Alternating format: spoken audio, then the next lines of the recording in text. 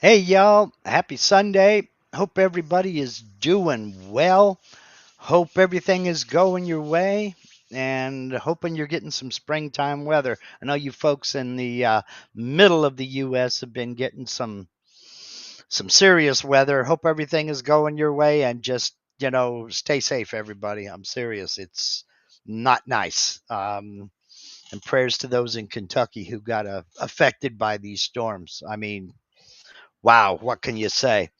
Um, Today, as part of my attempting to recover from shingles with my uncontrollable right hand, I've got a special guest, and that special guest is a gentleman by the name of Brad Haugen, who runs a tidy little ship called Brad's Custom Signs.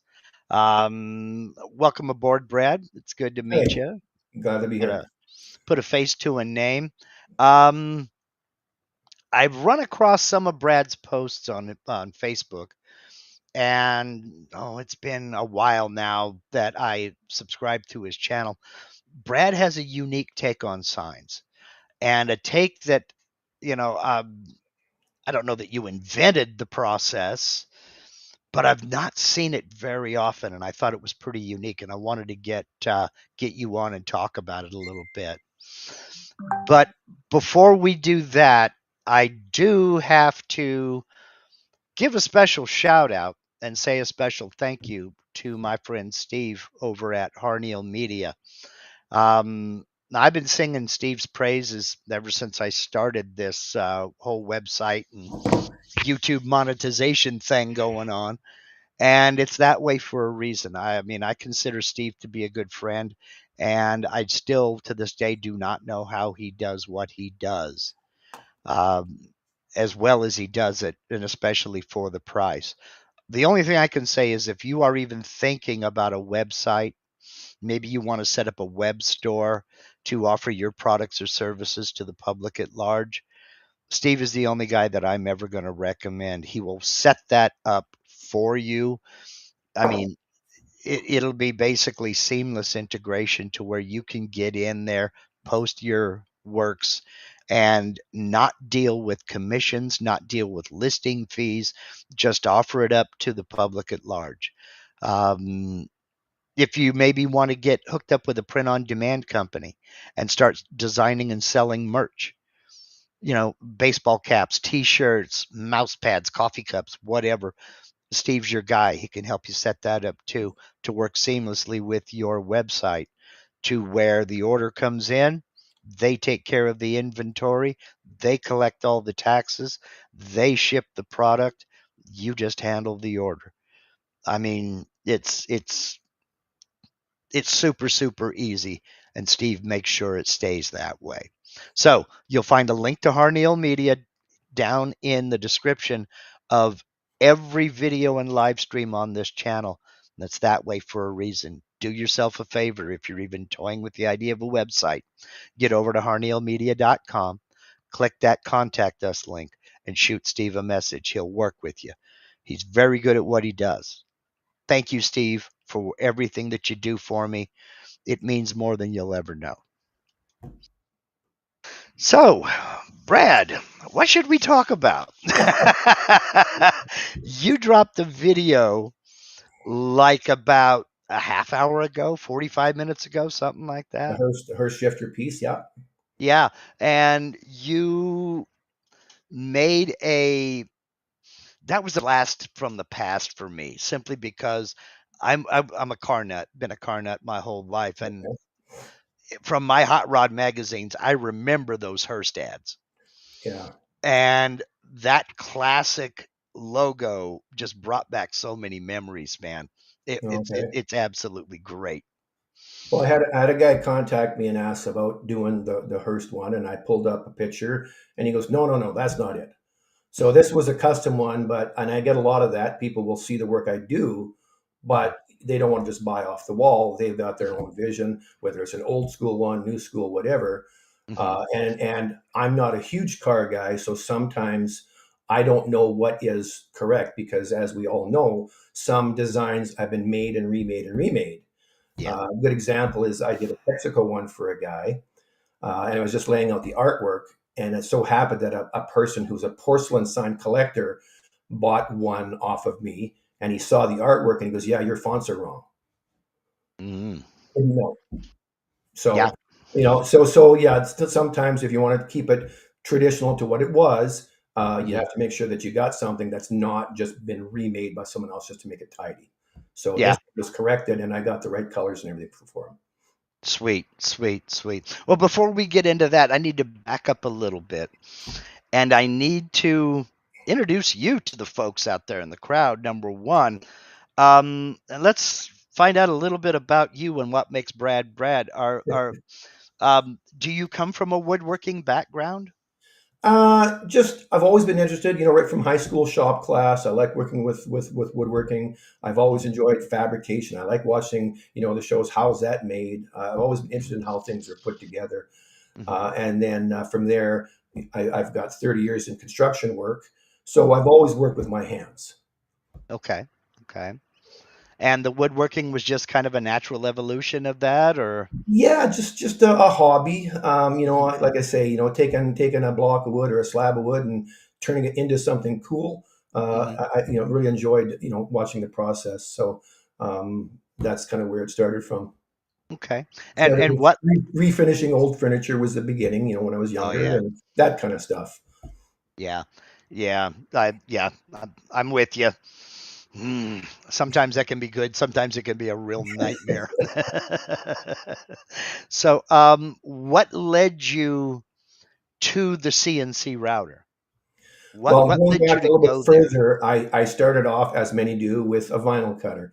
Hmm. The construction job that I have or had, I'm retired now, but we had to purchase a whole bunch of decals for a job site. Hmm. And my boss made the joke about, too bad you don't have a vinyl cutter because I could contract you for all of them.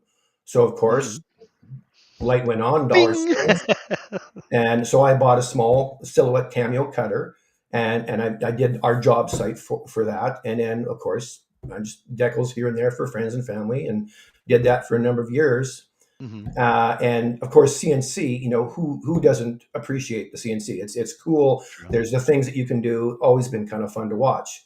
Hmm. So the first year of COVID kind of instigated that, being that I was a traveling worker, gone lots. Then all of a sudden, in a flip of a switch, I'm home 24/7. So I had a choice of two options: find a hobby, get a divorce.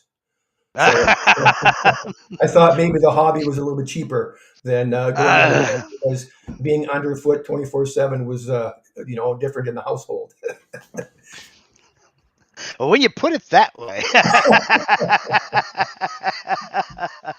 So, but that's where it started. It was the CNC, was just a really fun hobby, something to keep me busy, Hmm. and that's where it started. It was the first year of COVID. I just started working with that, and Okay, being that so. I had a vinyl cutter for 10 plus years, Mhm. I already had the layout part, like the designing part, figured out with Mhm. XY. I just had to learn how to do adding Z, which the transition was pretty good for me. Mhm. Now let me ask you this about that, because I've heard from several other people who have gone the same route. They started with like a vinyl cutter or maybe a laser or both, and then Mhm. they went into CNC. Um, do you still design in the original software that you learned Yeah, and then export and then import it into the newer stuff? yes. Well, that was one of the things where, after having done 10 years or so with my vinyl cutter, I was Hmm. already very fluid with where all the buttons are. Yeah, And then when I bought the CNC, of course, different file type. yeah. However, the Silhouette Cameo brand, if you purchase the $100 business edition upgrade, Hmm. it has, within a couple of clicks, convert to SVG right there in the software. Okay. So when I bought that upgrade, um, right off the hop, my entire library was now translatable for the CNC. Ah, so it was more or less seamless then. Oh, it You was could just perfect create signal. it, export it as an SVG, then So bring now that into the. I use my Silhouette Cameo software, Silhouette Studio. 100% of my design work is on that. Yeah. So, and it, like I say, the original version came with the machine. Hmm. $100 upgrade as a far cry from what some people pay for design software. Yeah. Like I Yeah. know there's lots of free versions out there, Yeah. but this one, I'm comfortable, so I know where all the buttons are. Yeah. I can do quick clicks, and then the conversion as well. The software reads Illustrator, CorelDRAW, PDF. It reads and saves as multiple file types. Oh, So nice. yeah, it's a great piece of software. That helps a lot. Yeah. We got a question here from Marie over at Acrylawood and Signs. Which vinyl cutter do you have? She has the Roland BN20A. Okay, Roland, I'm familiar with the brand. I've never owned one. I use a Silhouette Cameo desktop cutter.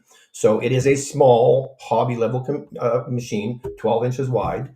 Mhm. So I do have to sometimes get creative when I do larger pieces. But of course, I can create something in a 12-inch by 12-inch. And then once I save it as an SVG, transfer it over to Carbide, I Mhm. can just stretch it from there. Okay, so you use Carbide Create as your design software. Correct. Okay, and it imports real easy. It's pretty It's just seamless. exactly, yeah, like the Silhouette Cameo. I can lay it all out, save as Mhm. SVG, then I Yeah, just go to Carbide, import, done. yeah. Then Okay, setting up the tools, and that's it. nice, Yes, nice. it's a good Okay. marriage of the two different machines. Okay. Well, we have a few questions about some of the things that you use, but before we get into that, do you have a couple of still images of some of the stuff you've created? I mean, some of the stuff you've created is hanging on the wall behind you, and you Yeah. can see how nice that is. But any of your favorites or what have you, to kind of maybe spark a little bit of inspiration out there. Well, Um, of course, when we all first buy our machines, we think about all the wonderful things we're going to do with it. mhm. But as the time went on, and I eventually got into the epoxy work, Mhm. that's pretty much my genre now. I don't do any of the smaller pieces. I don't do game boards anymore. Part of Mhm. that is myself personally. I kind of made a gentleman's agreement with a few people near me. Uh-huh. I met three different people that make game boards. I don't do game boards. If I get a call for it, I say I know a couple of people that do great work. The small sort of country crafty pieces, I don't do those anymore either. I know a couple of people who do those. So depending where your market is, Yeah. I feel myself I don't need to try and make every dollar. I Yeah. want to try to play well with others. Mhm. If this was more of a real business as opposed to a hobby business, Yeah. well, maybe I would chase the money more. But for now, Mhm. I've only been retired for a couple of years, so I'm good playing with others as well. We all have to have a piece of the pie. So Well, I think that is actually an under mentioned thing. And I've used that word under mentioned quite wrongly here. What I mean by that is people don't talk about that as much as I think they should. And that is specializing in one thing. Everybody hears find your niche, yes, yeah, but basically specializing in one thing. I mean, you're not limited to automotive signs. You're not limited to uh, any one thing. If somebody wants you to do something original, hmm, you're willing to do it. If somebody wants you to do something agricultural, yeah, you'll do it. But it's that method, that your style, I yeah, guess. Specializing in that, I think there's a lot of value in that. yeah, Um, think of all your heroes. Think of your favorite musicians.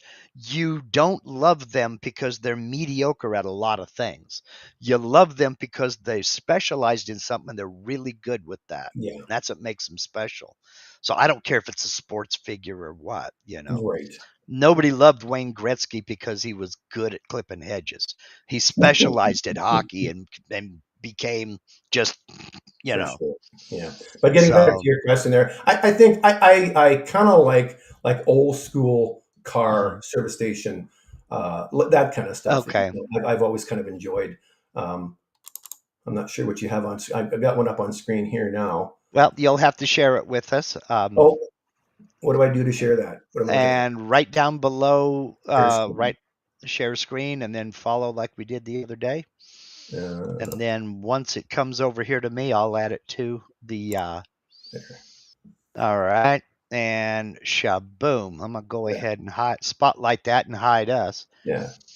All right, this is the kind of thing that we're talking about. That is absolutely awesome. I mean, I'd hang that in my shop in an instant. Yeah. I like this one turned out quite well. I was pretty happy with that. Where's another one here that was good? Um, Whoops. I okay, lost. now you have to share it again. Oh, I'm sorry. You can, generally speaking, should be able to just click the little arrows to the left and right, and that'll navigate through Gotcha. the There. photos. All right, there we go. And I'll spotlight that.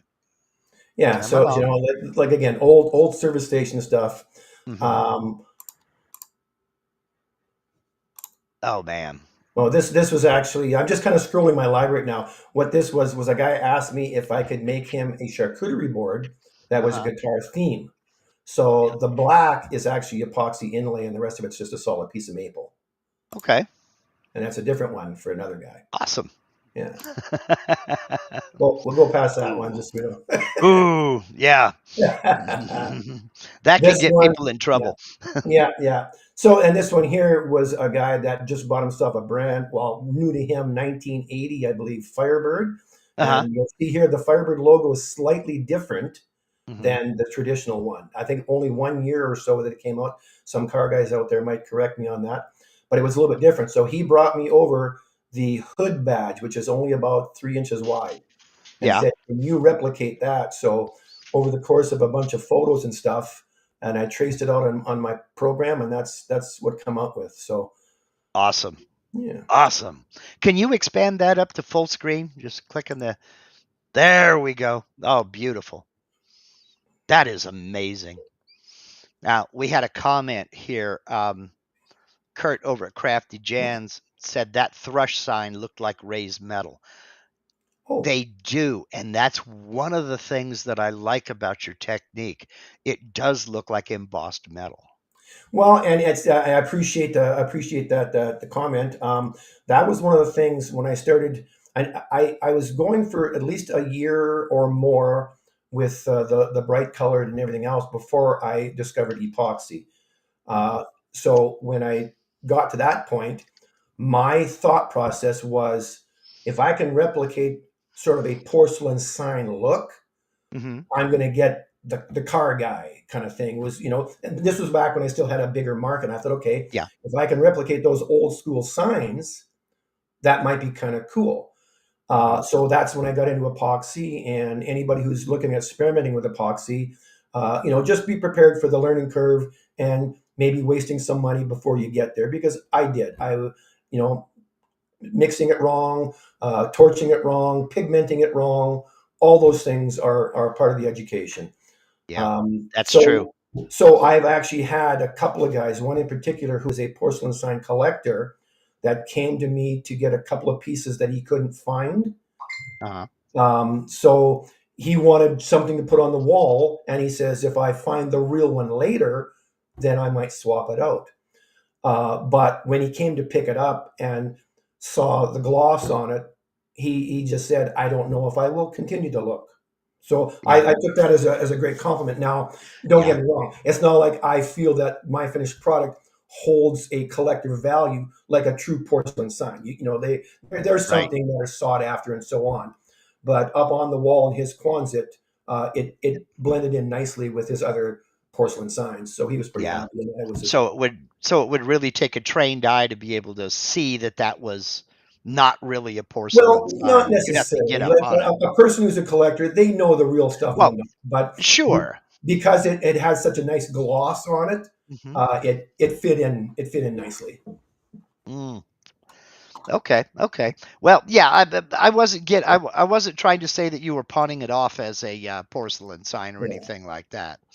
But I mean, the to the average person walking in, a collector is never gonna say, "Oh man, that's awesome." Yeah, A collector will say, "Man, that's awesome," but a yeah, collector is never going to say, "That's a porcelain sign." But right. you're not trying to pass it off as one. No, absolutely not. I just So take the old look and I try and make it look like it's shiny and new. This yeah. piece here was a fun project.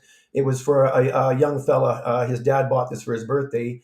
What I did was I took an aerial view from Google Map Hmm. of the field of Rogers Yeah. Stadium, Yeah. and I mapped out. So that's the actual shape of the stadium. Oh, nice. And the kid's name was Gabriel. You can see on the bottom there his favorite player, number 27. Yeah. And Yeah. the green is the epoxy inlay, and the white is epoxy, and everything else is Okay. painted. That's awesome. That is really awesome, So man. there's another old school one that was kind of fun to do. Now let's focus on that one for just a second, okay? Okay. For those who don't know, and for those who have not watched Brad's videos, first of all, shame on you. Get over there and check out his channel and subscribe. There's a link in the description. Um, when you make your signs, you don't just V carve into the surface and then or mill away a bunch of material and leave raised letters. You actually, and I don't know which bit you use, you actually outline where you're going to glue that bit down. Then you cut out like that service. You can see how that's raised.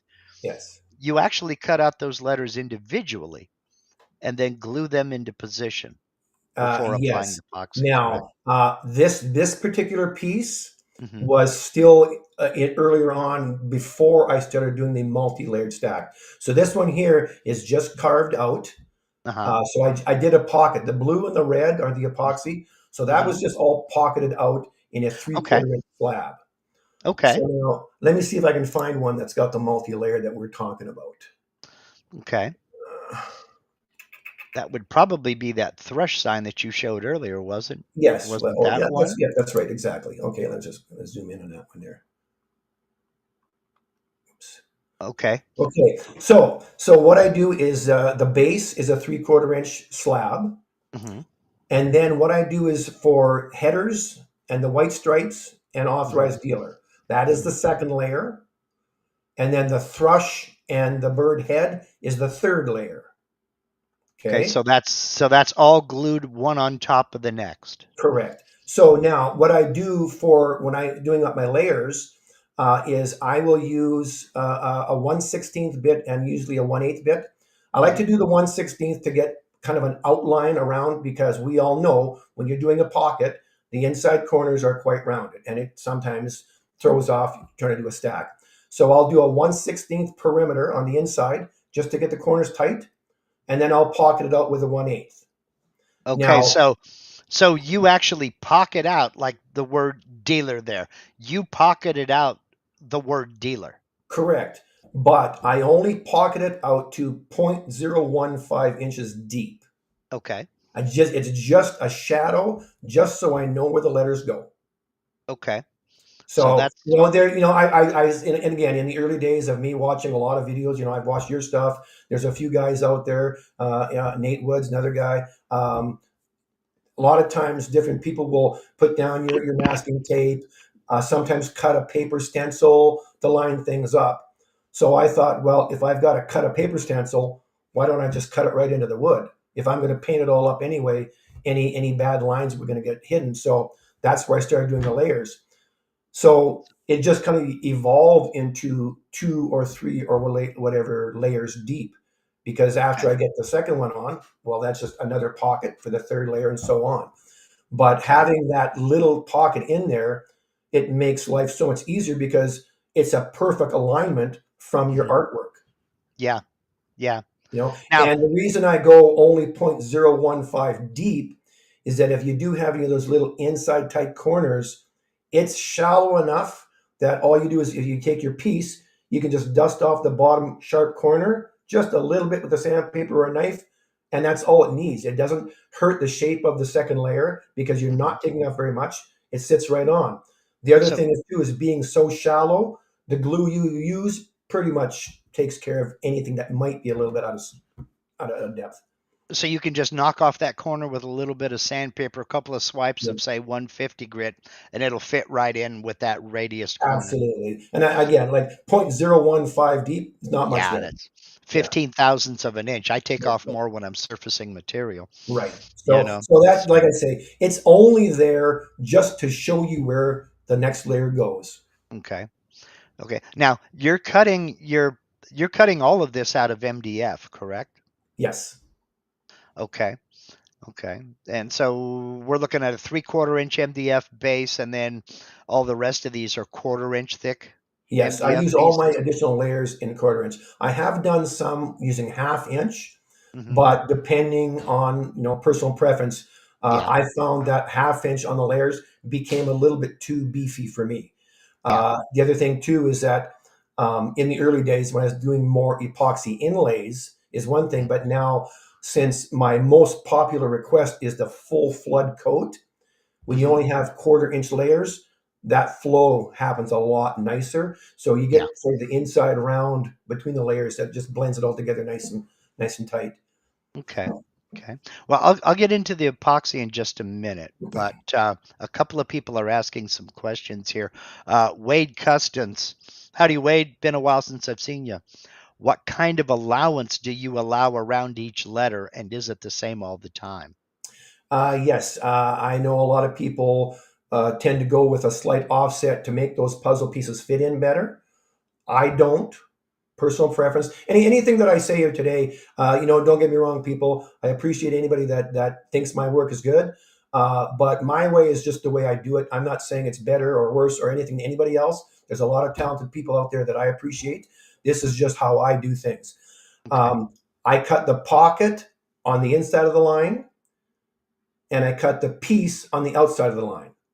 So technically, it is a 100% perfect puzzle fit. Hmm. However, inside outside corners are the only thing that aren't perfect because of the size of your bit.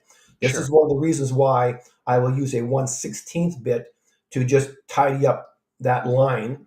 And Yeah. then again, with the roundness, it's not 100% perfect. So that's where you just couple of those on the corners and you Yeah. can actually feel it nesting itself. Ah, gotcha. Gotcha. Okay. Okay. All right. Now here's one that I know is going to be a popular question. That's from Alan Williamson over in the UK. How you doing, Alan? How do you seal your MDF for paint? And please make your videos longer. Your work is amazing. Thanks, Alan. Uh, well, one thing, and I've had this discussion many times, a lot with I deal with a lot of people in the U.S. I'm in Canada. MDF, as a lot of us know, not all MDF is created equal. Right. Now, I have had the debate with people that tried to correct me, saying when I say I use a higher grade, and I've been asked, well, what do you mean a higher grade? M means medium. There's no such thing as grades of medium. To me, the term MDF, I believe, has come sort of a generic term for fiberboard. You say MDF to almost everybody, they know what you're talking about. However, where I shop, a lot of box stores don't carry different grades. They carry what they carry. I shop at a lumber mart, and what they carry in inventory is classed as shop grade, premium grade, platinum grade. Right. Okay, and there are definite differences. If you go through one of my videos, there's one where I talk about sealing the edges with a wood glue, and I show a comparison in two different boards. So that's in the category.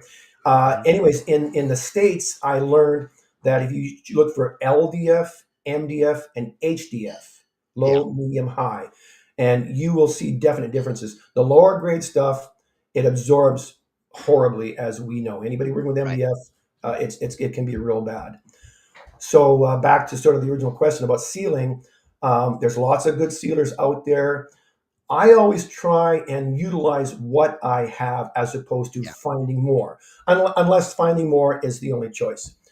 But a little bit of watered down wood glue and just paint it Mhm. on your cut edges works great. I have heard that before. I have not done it myself. I have always used either a shellac based or a vinyl based sanding Yeah, sealer. yeah.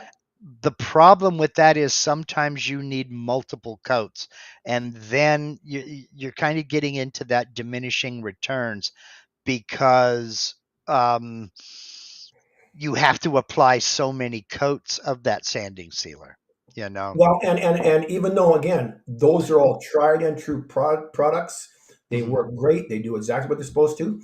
But shellac is not cheap. You know, I'm the going to take good that down. sealers are you know they have to do an investment, but we all have wood glue. Yeah, yeah, that's true. And I buy it. You can't see it now because I've got split screen. I buy wood glue by the gallon, so Yeah. So it's that's exactly what I try and do is okay, instead mhm, of trying to buy another tool, how do I make better what I've already got in the shop? So the makes wood sense. glue, and depending on the glue, it doesn't even have to be an expensive wood glue. All Hmm. you're doing is just putting that skin on the side to cover up that grainy, porous edge. Okay. And in most cases, the surface of MDF really Hmm. doesn't require, because that's how it's pressed in the fabrication. Yeah. It's usually pretty soft and smooth. Some are not, but like I was saying before about the different grades, you definitely notice the different grades because you put the Yeah. paint on there, and boy, you can just almost watch it Yeah. soak away. Yeah. And that is also true. We also have a category down here. It's lightweight MDF. Okay, yeah, It is a medium grade. It's like a shop grade, but it's lightweight. And how they make it lightweight, I don't know. okay, I tend to think they use a lot more paper in it than yeah, your standard MDF, which is mainly sawdust. yeah, yeah. But I that's just a speculation on my Well, part. and it's funny enough in my last video with the Hearst piece. Hmm. Um, I was rushing to get the project done, and the place I shopped didn't have any quarter left of the better Hmm. stuff. I had to buy what was there. So when you look at it, you can Hmm. see an obvious difference in how the grain looks between my layers and Yeah, my base. yeah, So this is the lower grade product. yeah. So I had to put extra layers of paint just to hide that. Well, sometimes you got to do what you got to do. That's When you can't get what you want, you have to take what you can get. So exactly, yeah, yeah. I'm with you. Now, is do you do a lot of sanding of those individual letters before you start applying a sealer, or you just take it off the machine and go for it? Oh no, no. I wanna make sure that it's all smoothed and flat, and that way, Mhm. when you do put the glue sealer on there, you're not trying to get rid of any crunchy edges because the glue will harden, you know, pretty hard. So if you Mhm. got a crunchy edge and you try and sand that down, well, now you've kind of exposed the wood again, taking off that Yeah, crunchy edge. yeah, yeah. I hear you. I hear you. Okay, okay. But I also Um, use, sorry, in my layers, I use a round over bit on mhm. all my layers again for Yes. that great flow. So it's already taken down quite a bit. So the sanding part is a lot less. It's a lot Yeah. less. Yeah. Well, you're knocking off that sharp edge, which Yeah, can, get all messed up depending upon whether you're using a downcut bit or an upcut bit. exactly. Yeah. So, yeah, there is that. Let's see. Brooks Martin has a question for you. Are your signs indoor, outdoor? Being that they are MDF base, they are not going to last outside. Yeah. Even, and I have seen videos where people say you can get these certain kinds of sealers, front and back, whatever you want to do, and they probably will last a while. But let's not forget, it is a pressed board product, and Hmm. you get so much as of a little crack in it, that will be it. Yeah. Where I live, we have extreme temperature differences from season to season. Mhm. And I did an experiment a couple of years ago because I did have people ask about doing an epoxy sign for outside. So what I did was I made my own numbers and I did an epoxy inlay. And it lasted about a year and a half and it delaminated. Ah, yeah. Now, this wasn't on MDF though, this was on pine. Hmm. And I used pine purposely because it was a softer wood Hmm. just to see how bad it would get. But it barely made a year and a half and it was pulling apart. Well, So, just about anything that you put outdoors is going to need maintenance, and it's going to need um, we all see these beautiful mahogany Chris Craft boats from the 30s, yeah. but what you're not seeing is those things are stripped and refinished every 5 years because Yes, years. UV takes its toll. Yeah. The You know, handful of signs I've made for outdoors, by request. What I'll do is I'll get a stack of cedar 2x6s, Hmm. and I split them in half on the table saw, flip them over, laminate back together to make myself about a 2.5 inch slab. And Yeah. I'll use that for outdoor stuff. And I Yeah. put multiple coats of Aspar urethane and that kind of stuff for outside. Yeah. Yeah. Yeah. That's a Making whole but different making sure that process. the owners, the customer understands that in a few years you're going to have to, keep the product handy because Yep. nothing, Mother Nature will always win. Okay. Alan Williamson wants to know, how long do you leave the glue sealer on before you sand it smooth? Oh, and that's one of the nice things about the wood glue is when you paint it on, I'll usually do maybe 2 coats just to be safe, but I'll paint it on. By the time you're done a cup of coffee, you can come back and hit it again. Mhm. So within a couple of hours, easily you can be painting. Okay. Do Less you less than that. do you use any kind of a primer at all Uh, before you paint? no, not No? not normally. Okay. Okay. I have found certain colors react better with a white primer under it. So Yeah, that's why I ask that. For some reason, certain reds and almost every yellow looks better with a white it's primer. going to get brighter. Hmm. Again, my own philosophy on that is, what I because when you're painting, they Hmm. always say, well, you have to put a primer down, depending whether you're painting cars, painting whatever. It's always a good idea. And Hmm. I'm not saying it's not a good idea, but in my mind, I thought, well, if I'm going to put down, say, 2 coats of primer and 2 coats of color, why not just 4 coats of color? Okay. And Yeah. one of the reasons that made me go to that point was I did a piece where it had my primer on it and I had painted it, and then I saw a hair or a fuzz or whatever it was in the finish. So Hmm. I tried to lightly buff it out, and I could see my primer color. Hmm. So now I had to paint it again. Whereas before, if I just had a light buffing to get the hair out, so now if I ever have to do that, a light Hmm. buffing while I expose my top coat of color to expose the bottom coat of the same color. Yeah.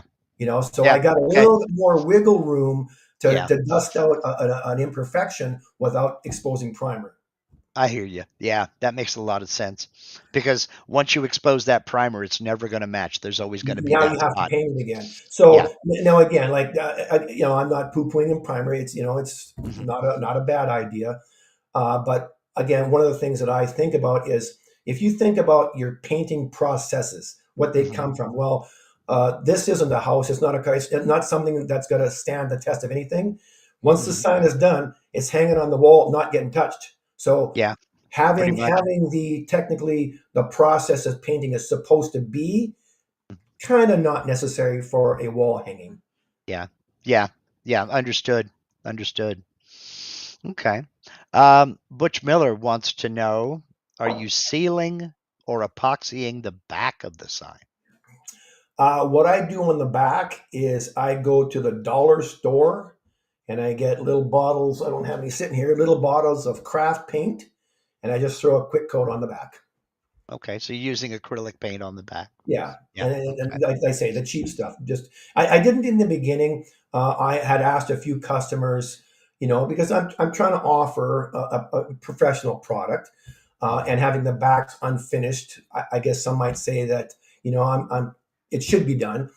but 9 out of 10 customers said, "Well, I don't care. It's just a waste of money because it's going to hang against the wall." But Yeah. I did that in the beginning, but now I throw a quick coat of paint on the back, and the back doesn't have to be anything fancy. As long as it's got Okay. a little bit of something on it, it's fine. Is what I found. Okay. Okay. All right. Let's get to the elephant in the room and the one that I avoided for the longest. Oops, got to find it again. I just dropped out of the way. There we go. What epoxy are you using that ends up so bubble-like looking, if that makes sense? Yes, on porcelain sign looking. Like on camera, it seems to be raised really high in the middle compared to the edges. What? Well, that is just simply the fact that it's stacked layers. Yes, But what epoxy are you using? I use Magic Resin Tabletop. Okay. Is the brand I use. Magic Resin. I'm not any kind of affiliate or anything. I'm just a fan of the product. I have tried over the last few years, I've gone through about 7 different brands of one-to-one epoxy. I don't do anything with deep pour, just your tabletops. And I found them all to be relatively the same, within a little bit of viscosity differences, a little bit of curing time differences, but pretty much all the same, I found. I went with magic resin because the shipping is fast. They do have sales now and again. The customer support is like a day later. I get replies if I have questions. So I'm a fan of that. It takes resins well. Pigments. Takes pigments well. So it's been a good product for me. Have you found any kind of a negative reaction with certain paints? Because I know if you put epoxy over certain types of paint, it will bubble or crack. Have you found any bad reactions? No, not so far. Now, as an experiment, once upon a time, I used a water-based paint as a pigment. Hmm. And even though it did cure, I found it to have a lot more bubbles in the process of curing. Okay. And it cured hard. The color was fine, but I was popping bubbles. And I just did it in a cup. I wasn't doing it on a sign. Hmm. Uh, but even using different, like I use a lot of Rust-Oleum paint. Hmm. When I do the custom colors, I'll Hmm. go to Home Depot. Recent one I just did was the Philadelphia Eagles. And what I did was I took my son's jersey into Home Depot, and he scanned it and mixed up my color. And Yeah. that was a water-based paint. Now, you can interchange your paint between spray paint, tin paint, water-based, whatever, as long as it's always dried and cured. And I Hmm. find one of the things where people make their most mistakes is dry doesn't mean cure. Right. So sometimes if you touching it, it feels like it's dry, and maybe do another coat, that can be a problem. This is where you might see more of the orange peel effect, because the solvent that's in spray paint to make it thin starts to reactivate the previous layer. Hmm. And Yeah. we've all, I've done it more times than I care to talk Yeah. about, but it does happen. But what I'll do when I am using a water based paint is I just give it a light sanding underneath of my previous color, Hmm. uh, put that paint on there, and let it dry, and then Uh, never had any issues as long as it's dry. so it's the same as basically everything else. When you try to rush it, you're going to have problems. Just Yeah. let it do its thing. And so, what do you leave it overnight or? Well, I tend to, because myself personally, I kind of rotate. I usually have 4 or 5 projects on the go at any given time. Mhm. So I know some people, and again, myself included, in the early days, I was like, oh, this feels dry enough. I want to do the next step because I'm anxious to get it Uh-huh. done. And that's a detriment to a good product. Uh, I'm able to, one day will maybe be cutting day. If I Mhm. did a pour or a paint yesterday, it's in a different room. I've got a pouring room I built in the basement so Mhm. I don't get anything dusty in my shop. So it might sit there for a couple of days while I do another process. Mhm. So after I paint something, it's easily a day, maybe 2, sometimes even longer. Oh, So okay. I'm very well cured before I move on. Now, Okay. a person who maybe only has 1 or 2 at a time, you get more anxious and sometimes rush the process. Yeah. So I had to learn that the hard way as well. The best Yeah. lessons are always learned the hard way. When you have to redo it, Well, you pay attention next time. that's because you don't learn any. I speak only for myself. I don't learn anything from my successes, but Yeah, I almost always try to learn something from my yeah, failures. yeah. You But know. I try when I'm doing painted layers, like you see in some of my videos where I use cut vinyl stencils to do Hmm. multi layers of color. I always wait at least a day before I put that vinyl on, because those of us who've tried and failed, you know that you peel off that vinyl and all the paint comes off. You're taking paint That off is with it. Yep. 99 out of 100 times is because you're too soon with the vinyl. Hmm. It bonded to your curing paint. Yeah. Yeah. Yeah. Um, we got B. Todd Cox says Xterra and Armorite are waterproof MDF products rated for exterior use. Cuts well on a CNC. Yes. I'm not far from the headquarters of the company that makes Armorite, Okay. and I got them to send me some free samples. Okay. And I'm currently running a test. I carved uh, some small stars to hang on the fence. My wife likes fence art.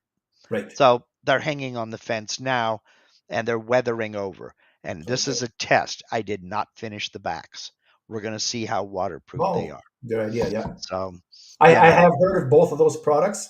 I mhm, just have never ventured to try it. It'd be something worth trying because if it works, that's great. But one of the reasons why I always maintain that my product is an indoor product because there's not a lot of epoxy products out there that will guarantee that it won't fade, mhm. even though you can put a top coat of a UV based sealer and everything else. Again, personal preference. I don't want to put anything over top of my shiny epoxy. Yeah. To me, that super glossy epoxy look, that's what people are calling me for. Mhm. So if I try and put another coating over top to make it UV protected, I believe that I will lose some of that shine. Yeah, and that's a good point. And that's where I was going to go next. When we've been talking about these signs outdoors, I can't think of a single epoxy that won't darken over time in Yeah. UV. And I mean, they will turn black. Epoxy is not meant for UV exposure. Now, you can get UV resistant epoxies.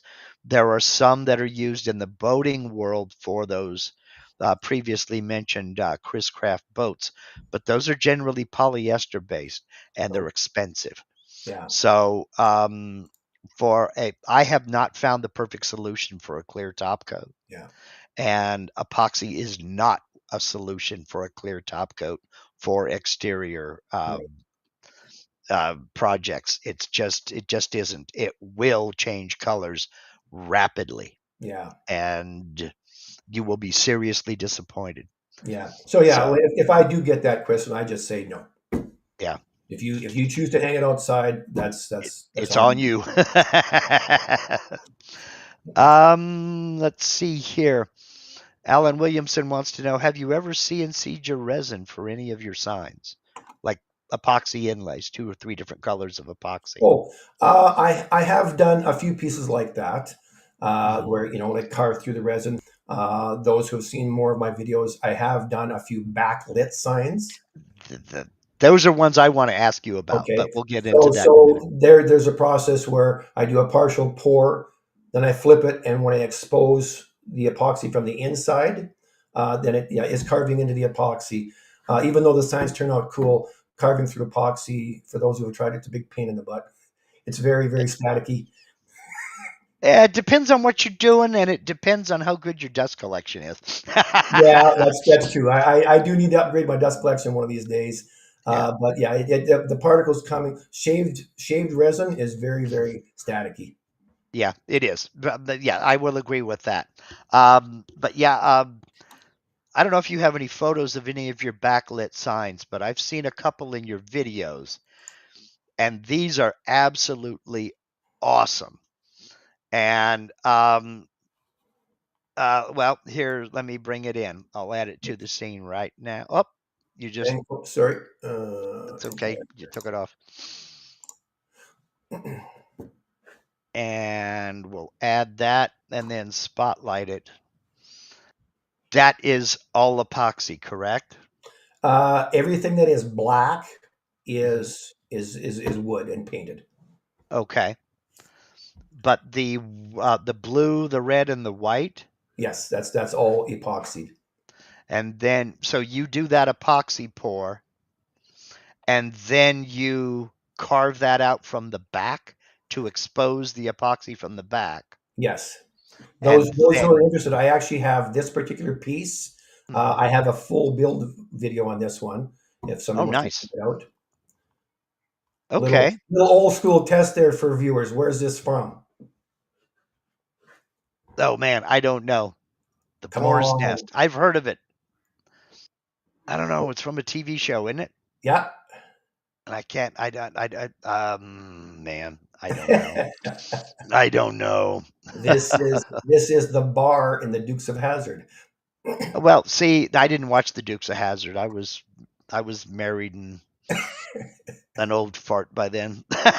This this was a request from a gentleman who his entire man cave is Hmm. Dukes of Hazzard. He's actually got some doors with the Hmm. numbers on it. He's got a Okay. bunch of licensed memorabilia, Hmm. and he came to me and said, "What are the chances of getting a boar's nest sign?" And this is what I came up with. Nice. The original artwork was just an epoxy stack layer sign, Hmm. and he says, "Boy, wouldn't this be cool if it was possible to light it?"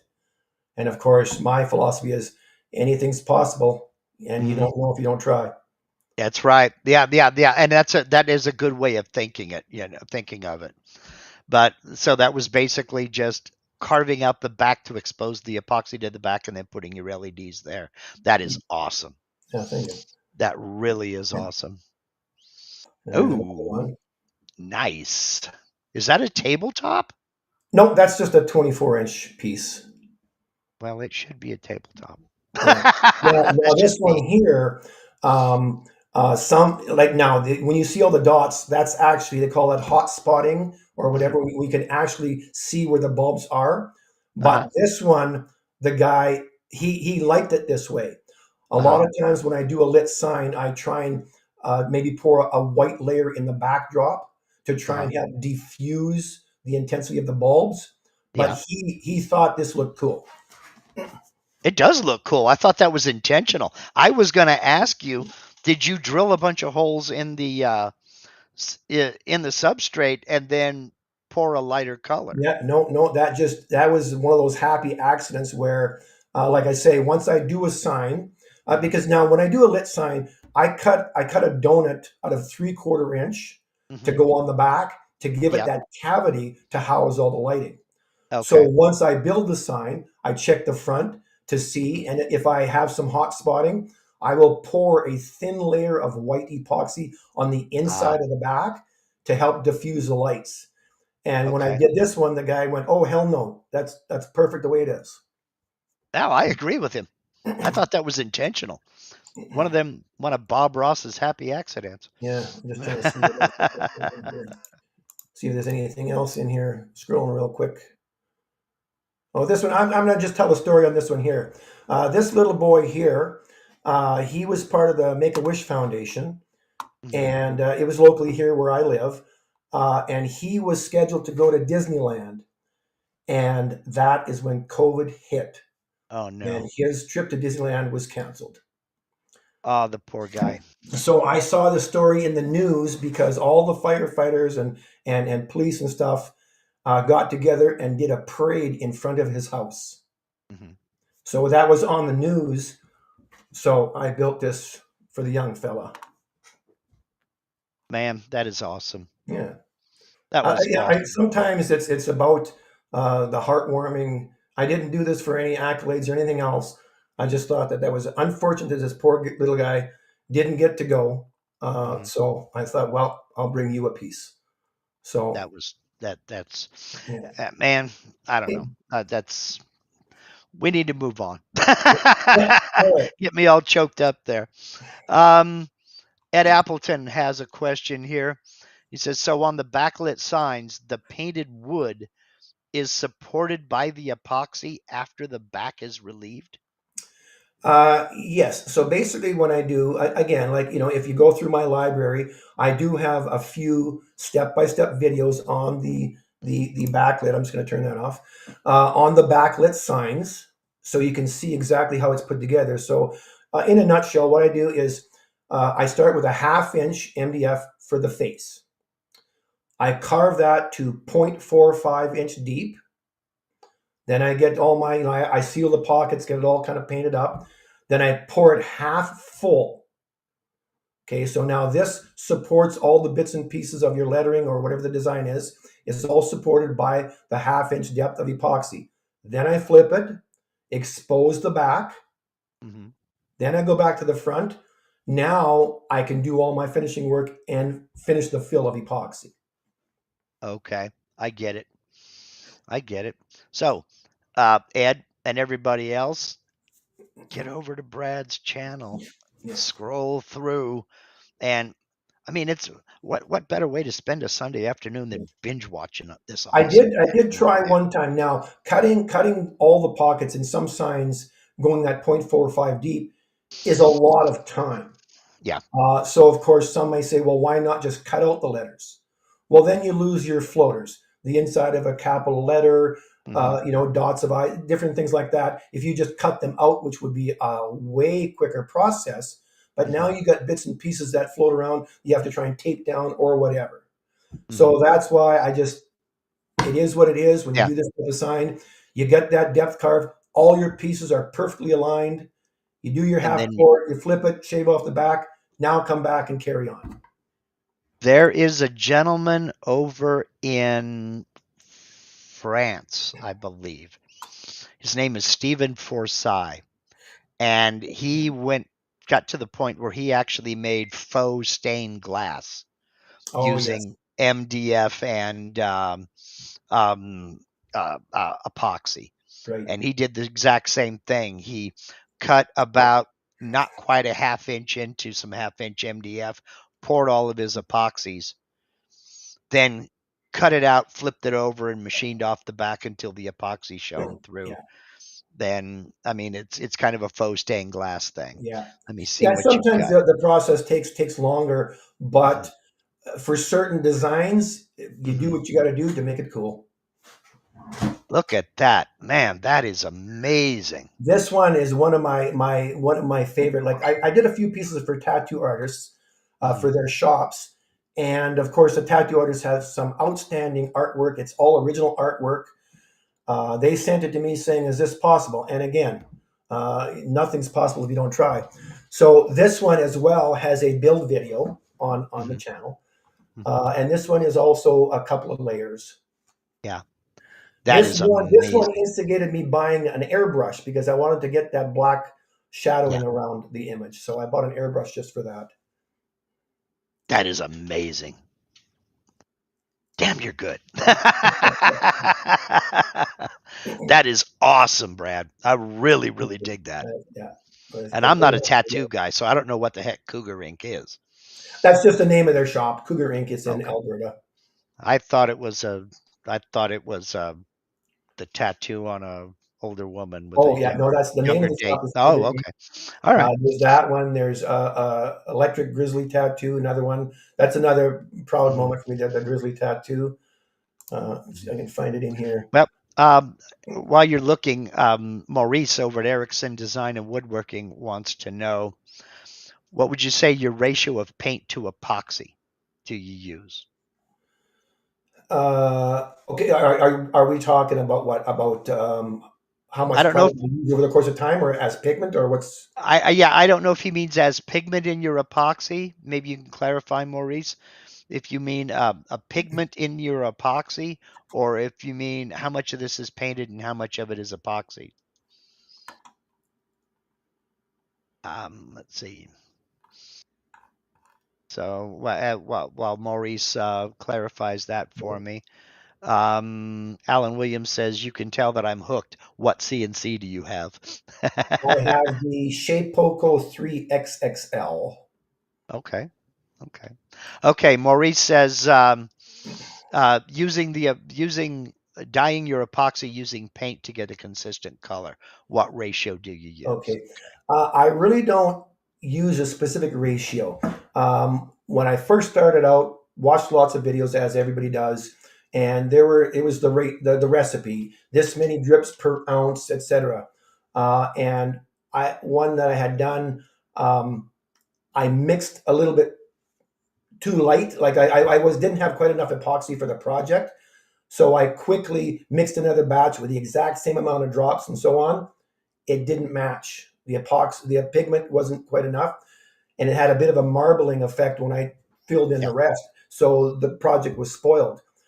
So now, what I do, and I got this lesson from a guy named Daniel Fernandez. He is a firefighter, I believe, Miami. He does a lot of like firefighter medals and plaques. Absolutely, if you haven't seen his work, absolutely outstanding.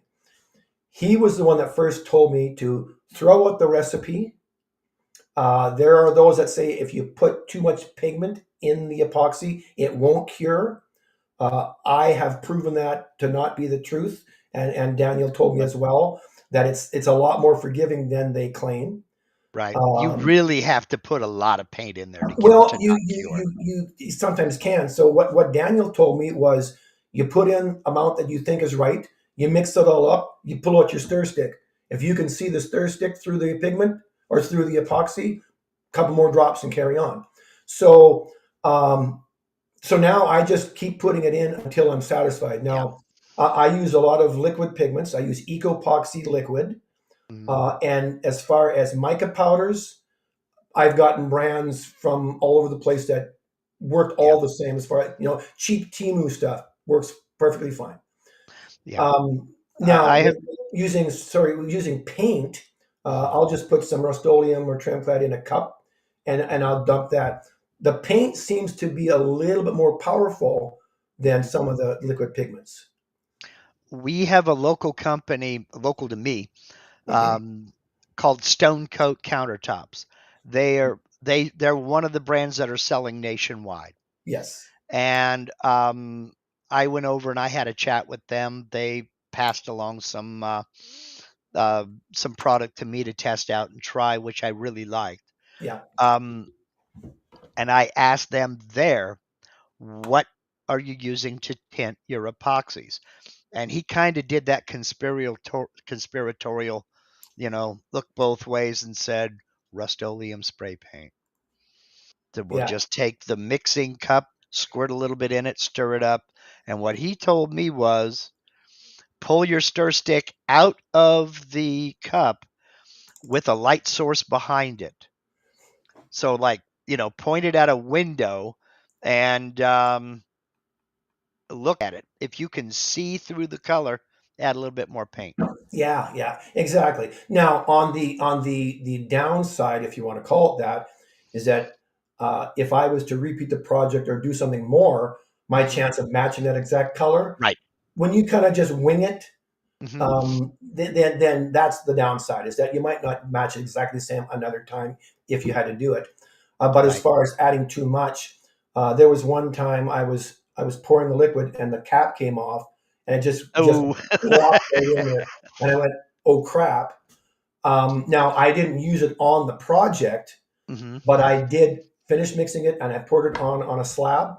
Now Hmm. it took a little bit longer than typical to dry, but it, Yeah. it still cured. And it had to be 4 times as much epoxy as I had, or I mean pigment that I had planned. It still Hmm. cured. Yeah. So Yeah. now Yeah. I add pigment until I'm satisfied it's opaque enough. Yeah. Yeah. And you can add too much, yes, but you really have to add a lot. I Yeah, mean, it really is a lot. Here's another little pro tip. I talked to the people at Franklin who make Type Bond glue, asking them, is it possible to, because Type Bond 3 dries more or less clear, is yeah. it possible to tint that glue? And they said yes, up to 10%. Oh wow. Okay, So I you did not can know that. tint Type Bond glue up to 10% with any acrylic craft paint. Ah, good to know. So Interesting. it works. Let's see. Maurice says, I sometimes I don't mix my acrylic paint enough and it's streaky when I epoxy cures. I'll try adding more. I always thought it would affect my cure. It might, but that's more comes down to thorough blending, thorough mixing. Yes. I Yeah. mean, if you think you've mixed enough, you haven't. Keep Yeah. going. Here's a good little epoxy tip. I heat up my part A. Part Hmm. A is much thicker than part B. So of course, the properties when you're mixing two different viscosities, the Hmm. gyration just is that's what's causing some of your micro bubbles. Now, what I normally do is I'll pour my part A into a cup. Then I go put that in a pot of hot water, as hot as a tap will go. I just set that in there, and then Yep. I'll go set up my pouring station. Yep. And by the time I get back, it has thinned up a lot. So Yep. now when you're mixing part B into it, it mixes quite easily. And Yep. then just recently, half a cup or whatever in a thing, 15 seconds in the microwave and she just thins right up. Yeah. So Now, that makes it a lot better. And don't rush the process. 3 minutes, 4 minutes mixing. Get the mhm, sides, get the bottom. Make sure that there's no unmixed portions in there. and keep Um, mixing. yeah, and in bigger batches, I've got the small little paddle wheels on my drill, but I also don't crank up that drill. Take your time, get it on slow speed, get it all around, Mhm. and then as well, I'll still use my stir sticks just to get the sides and get the bottom. Make sure it's Right. all blended in. Yeah. And I do use the paddles. I mean, you mentioned Timu. I ordered a bunch of those little plastic Yeah, paddles that they're El Cheapo that I yeah, can throw away yeah, yeah, and just mix up the batch at about a medium speed, as you said, and then just take that out, let it cure in in a yeah, cup, and yeah. then throw it away. Absolutely. So, um, you were talking about the viscosity of part A versus part B and how heating it up keeps it um, kind of loosens it up Yeah. and makes it more easier to work with. When you're using your little squeezy bottles, Yes. number one, where'd you get those? Number two, when you're using those little squeezy bottles, do you keep them in a bowl of hot water or something to keep that viscosity thin so that it will come out through that itty bitty No, opening? I just get, I search Amazon for just condiment bottles, 4 ounce or six or whatever is on sale. Okay.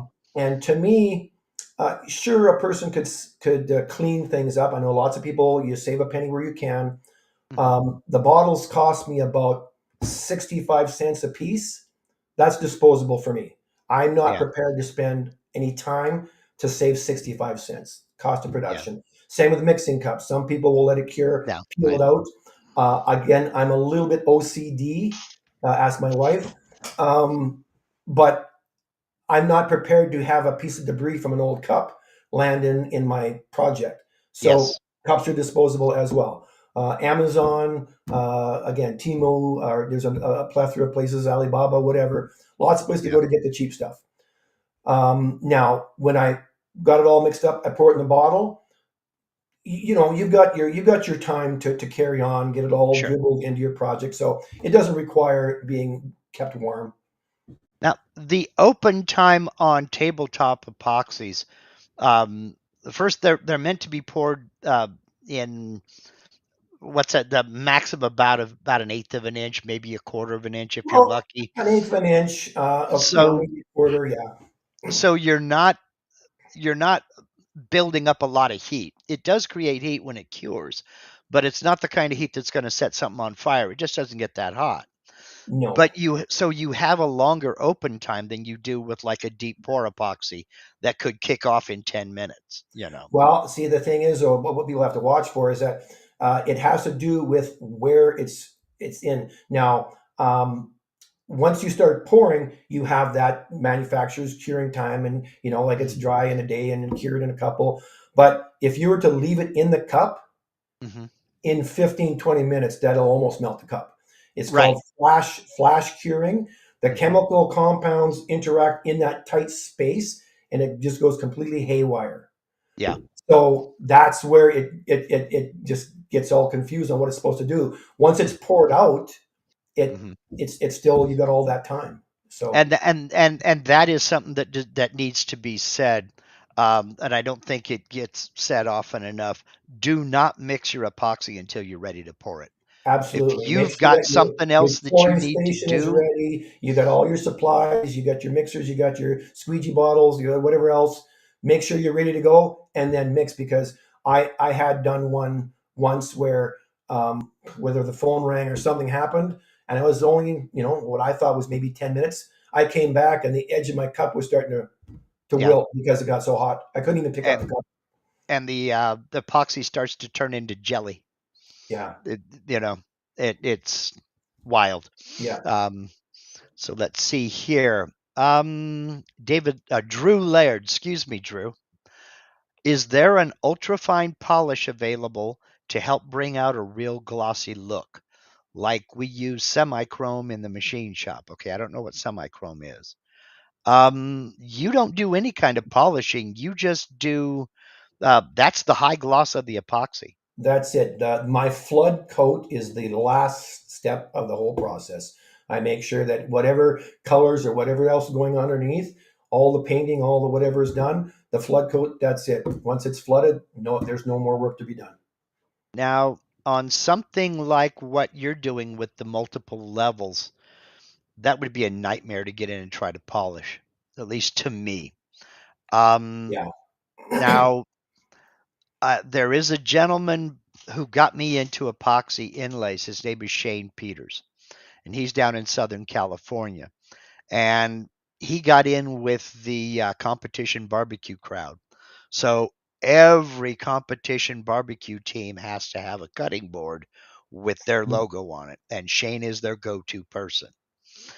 What he does is he'll make the cutting board, then he'll do the epoxy inlay, however many colors it is. I've seen him do, 10, 12, 13, whatever. The guy's just an artist. But he will surface the whole thing flat. He'll sand the whole thing down up to, I believe he sands the whole board to 320. Okay. Yeah. Then he masks off the wood and he sands that epoxy up to 4,000. Mm. Okay. Then he busts out the paint polishing equipment from 3M, and he'll use it. Basically, he buffs it as if he was buffing out a finish on a car, Okay. and it glows. Right. Now, to me, that's a lot of extra work to me, but is it worth it? It could be. I can't imagine doing that on something like what you're doing with multiple layers. No, the multiple layered stuff would, I think, just be way too ignorant. Mhm. And again, once you've got the flood coat, and we've all had our mistakes with doing flood coats with debris and whatever Sure. else, but there you can't get shinier than that flood coat. Yeah. That is already super glossy, ready to go, Mhm. and it's the finish. On doing the cutting board thing, now I won't question like if it's a usable board or display or whatever, Mhm. but you have to put a food safe sealer on it anyway. So I would question, again, not disrespecting anyone else's process or their work. If you're putting a food safe sealer on it, would that not kind of take away that super gloss that he just polished up? Well, that's why he masks it off because the board is finished. Yeah. It's done. He Oh, I uses see. um, Okay. he uses Odie's oil on it.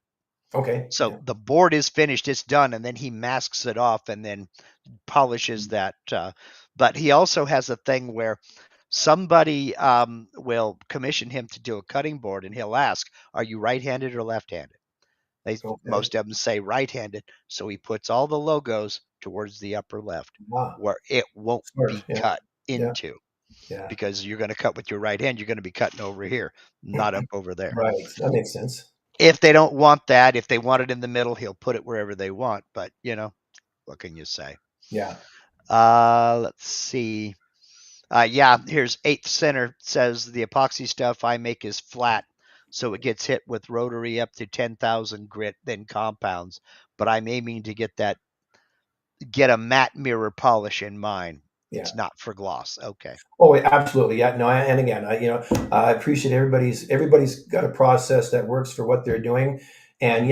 yeah, like if a person doesn't like that super gloss, Mm-hmm. that's a preference thing. And I have some, like if you look over my shoulder there, the Castrol piece is not a flood coat because the person wanted it to be a bit matte. So what I did with that one there, it's not a multi-layered piece. The green and the red are painted, and then I put a satin clear on it, and Mm-hmm. then I poured white epoxy. So Okay. there's two different shines on it on purpose. So when you look Okay. at it, the white catches the light a little bit differently than the green and the red. Yeah, it's all on what the customer wants. Yeah, Exactly. and I agree. I agree. Uh, TP Sooner wants to know, have you ever used a fast cure epoxy like 1 hour or 24 hour? Any concerns with it? I have not. No, I've used. like I was saying earlier, 7 different brands of all the same kind of shallow pore epoxy, just from different brands, Hmm. and with similar results on each. Hmm. But I have not used it. I haven't even ever used a deep pore epoxy.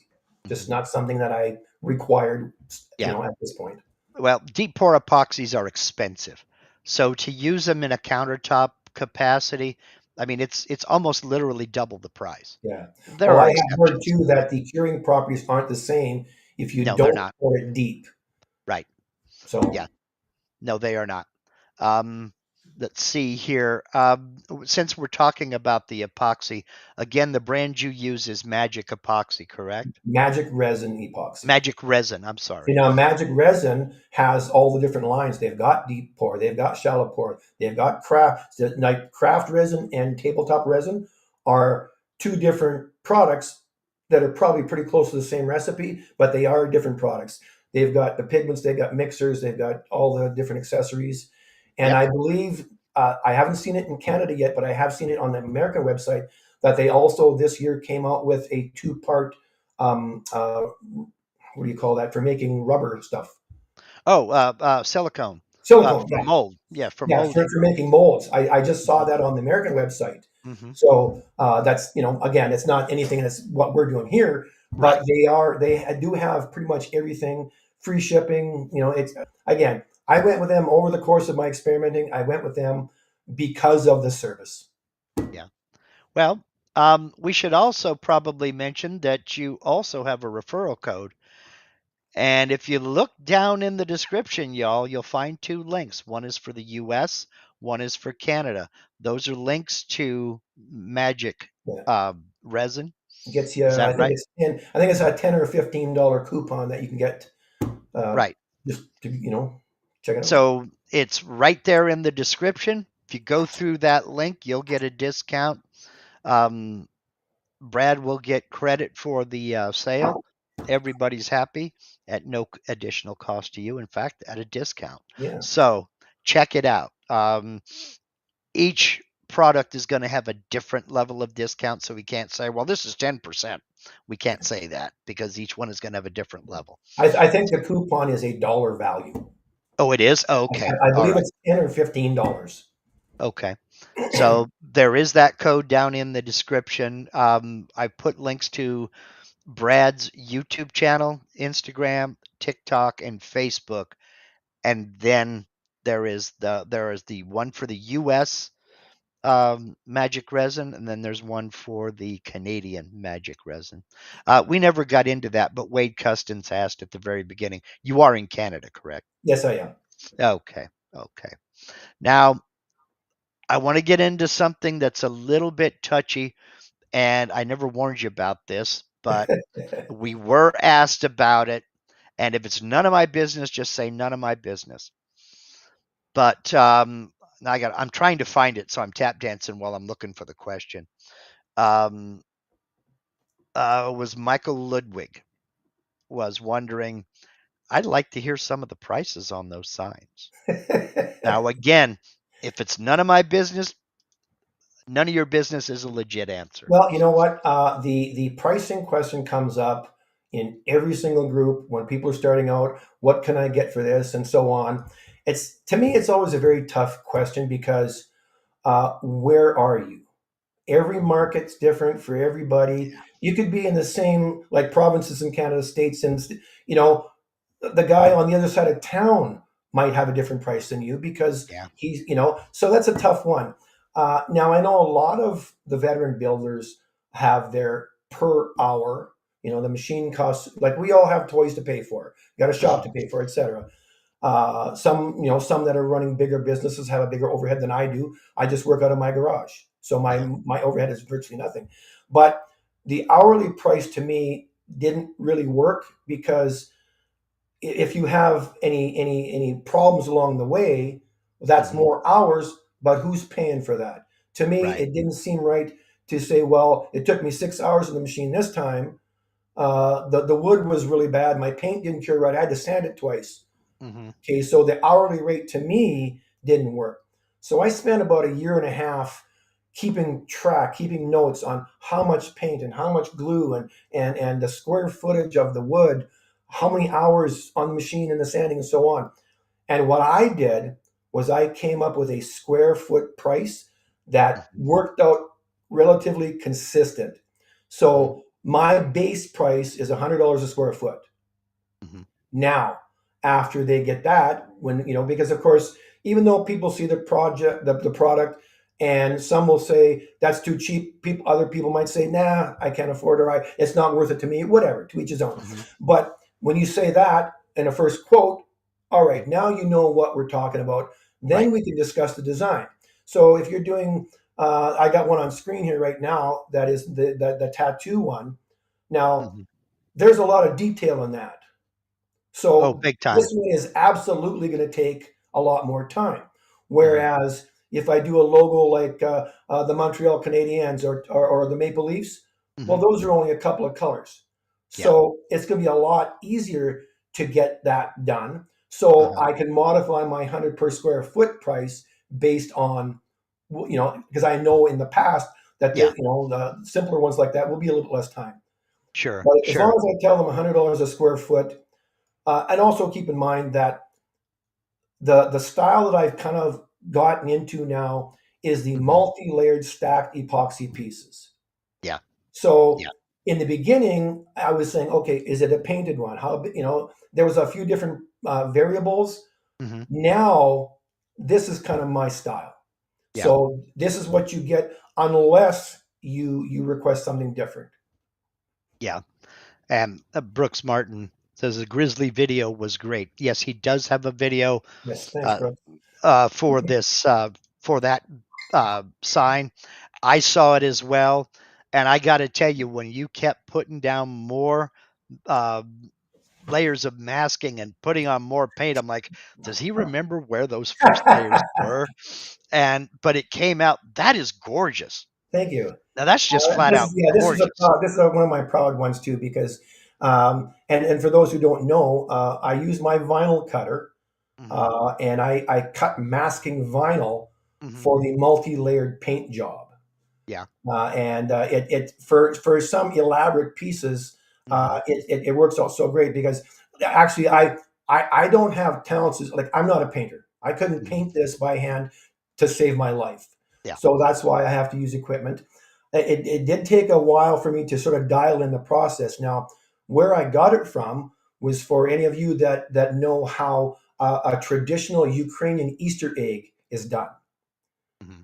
Okay, you put down the color, and then they would put wax on it to protect that color, and Hmm. then you go from the lightest color to the darkest color, Hmm. more wax, more color, et cetera, until the very last color being black traditionally.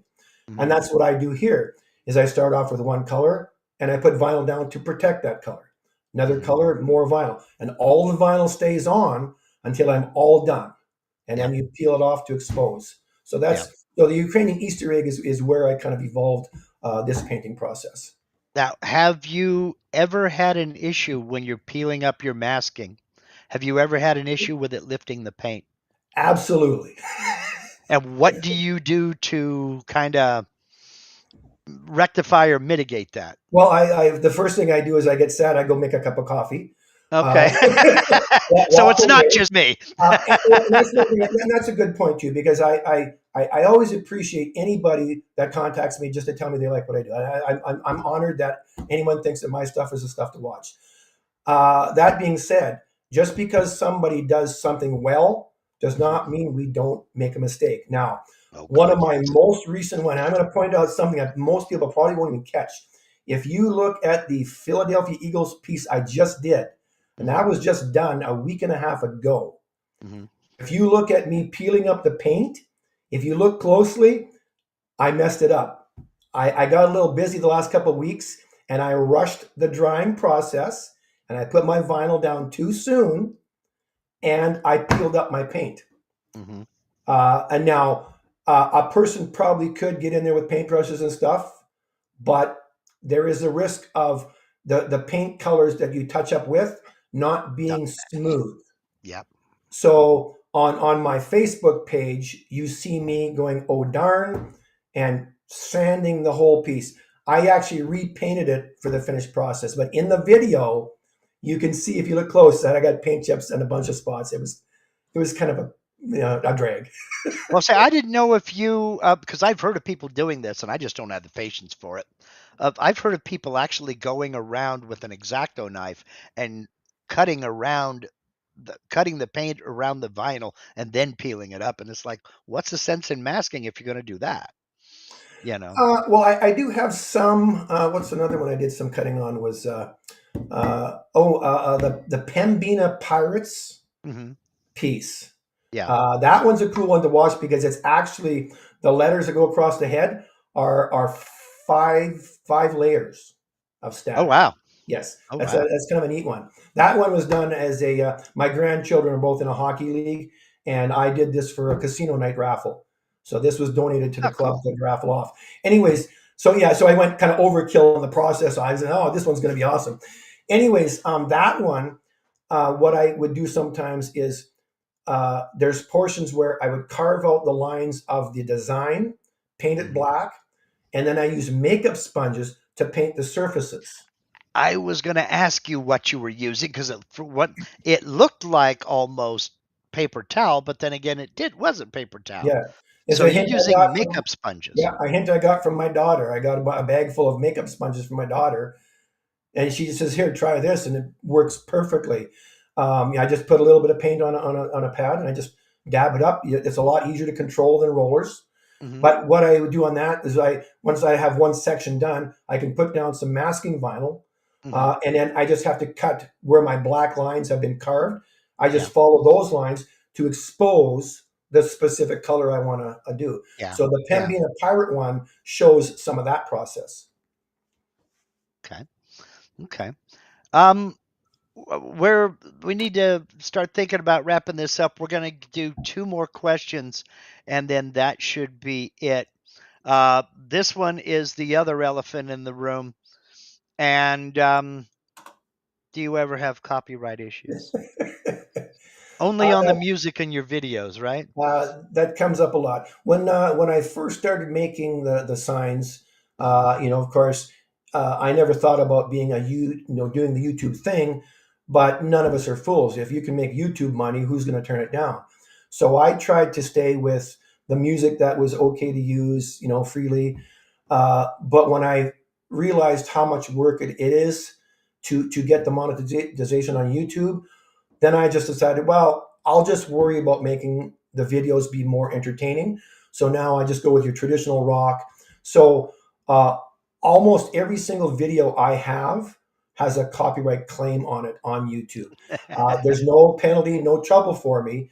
They just make it very clear that we will allow you to play it, but the video will never be included in any monetization. And I'm okay with that because I'm just trying to make some cool videos. And I think having Mhm. the normal rock and roll and stuff in the backplay just Mhm. makes the video look more entertaining. Okay, Now, but you've I'm sure never what the been. person was actually asking though was about the content of the sign. Yeah. I think in this field, those of us with the machines and making stuff, we're not children. We know what we're making. I understand I looked up a lot of the boundaries of intellectual property and so on.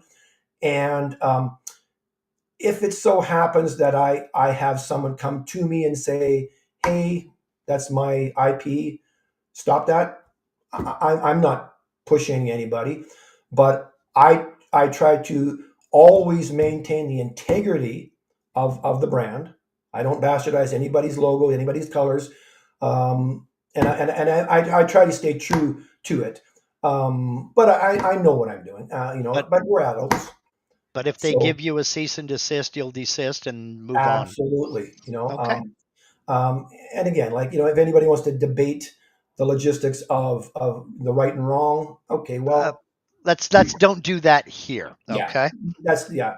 I'm just trying to make some cool stuff for people. I don't have a big shop where I'm pumping out hundreds of pieces, every month. Just a little guy in the garage making some cool stuff. Yeah. Yeah. Yeah. Very cool stuff, by the way. Thanks. And for our final question before we wrap, well, second to the final question before we wrap up, what's the best way to reach out to you when we have questions? See, you've Uh, done it now. You've become a YouTube sensation, so your viewers are going to want to talk to you. I think with the Facebook page, Facebook and Instagram have messaging right in it, so that's usually the best way. And then that way, if you send a question, depending on your time zone, and I'm in bed or whatever or out, at least the question is sitting there, and I can get back to you in a timely Okay. manner. Being that I am a retired person, this is basically what I do now. So I'm on the computer every day, and I try and get back to people as quick as I can. Okay. Okay. All right. Um, Fair enough.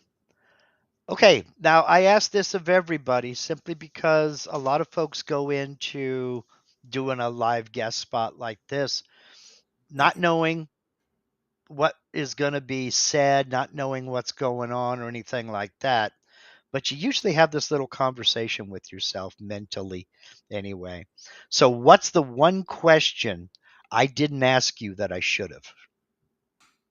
I don't know, but There, what's the there one isn't anything that you wanted to talk about that we didn't get to. Well, the one of the things that when people talk, that's kind of maybe going back into the money, the charging, the business thing and stuff. I think a person, if you're going to get into this, sit down and think about your plan. Is this a hobby? Is this a business? Is this, whatever it is to you? Uh, don't compare yourself to somebody else. Don't compare your sales to somebody else. You have to be satisfied doing what you're doing for yourself. For myself, um, I was a journeyman sheet metal worker, 30 years on the tools, and I made good money. When I decided to do this full time, and of course, I asked my wife if it was okay if I took early retirement. Uh, um, I did not set my bar. I'm not trying to create a wage because if I want to be in the shop every day, all day, I'll go back to work where I make a true wage. Yeah. I am happy with making whatever I make. I get where I get. Some days, if I'm not in the mood. So to me, this is a true retirement hobby. If I don't get dressed till noon today, so be it. I try not to put any of people off that are waiting for signs. I try and do things in a timely manner, Mhm. but I also space things out. If someone was to call me today, I'd be saying, "Yeah, you got about a month to wait." Mhm.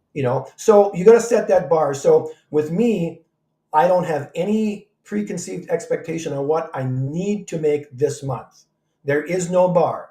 If I make $100, that's $100 more than I was planning on, and I'm happy with that. So as long as your bar isn't like, oh my God, I didn't make $1,500 this month. Okay, well then that's not the category I've chosen for myself. I make what I make. I'm happy with what I make, and as long as you don't have any bars set that you might not make, there's no fail. What a great place to be. You know that? Yeah. It truly is a great place to be. Um, Brad, thank you very much for coming on and doing this. I know when I reached out to you, you were like, "Wait, what?" But um, you know, I've been watching you for a while and really digging your videos. And I agree with Alan. Would you please make a little bit longer videos? Because some of them are real quick, and it's like, dang, did I watch that or is it already over? But others, I mean, the one you did this morning, that was perfect. That was perfect. Um, Truly, yeah, exactly. As Kurt from Crafty Jan says, truly inspirational. Thank you. I really appreciate you coming on, especially short notice like it was, and maybe getting folks to kind of look away from some of the normal stuff and see what's out there. I mean, it's okay to V carve something and then paint in your V carving, but it's okay to do other things as Well, and well. that was one thing actually we talked about the other day that we didn't really address today was the multi-layered stack process that I do. Mm-hmm. And what got me there. And of course, when you buy the CNC, you think about relief carving and all that kind of stuff. But what I thought was when you have whatever size the piece is, the amount of time it takes to carve out those pockets and around all those things. Hmm. And I just thought, well, it seems like it would take a lot less time to cut out pieces and glue them on. Yeah. So it's a bit more material. Yeah. But having the multi-layered also gives you the option to really make it layered, where to Yeah. do a slab carving, well, then you might have to start out with an inch and a half piece to get all that tiered down. Hmm. Not to mention the fact that when you have a nice, perfectly carved piece and you want to paint that, think about all the masking.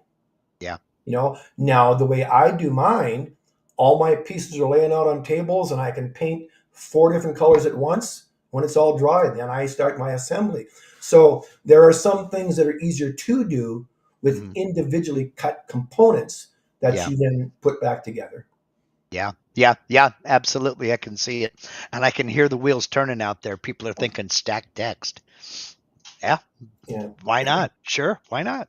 And if anybody that likes what I'm doing and might be, if there's something you've seen that might warrant a video, one of the, like I say, when I was talking about the gluing on the edge, well, I made a quick video on that because I had a people ask Hmm. what I meant by wood glue, so I just did a real quick one on that. Hmm. And in that video shows the two differences in different grades of MDF. Hmm. Real quick. So I'm always looking for ideas. If there's something that I can explain, like yourself, you've got all those wonderful courses that you do, Yeah. which have helped so many people. If there's a tip or a trick that you could like a deeper explanation, yeah, I like How about, getting ideas. how about a real quick video showing how you deal with that radius in your shallow pocket by knocking off the back corner of your piece that fits in there? What you find acceptable versus what you Okay. don't find I see what acceptable. you're saying. Okay. Yeah, that's Yeah, a good just one. Yeah. just to show that. I mean, now do you got to go back and touch up the paint or what? That kind of thing. Yeah, I So, got you. all right.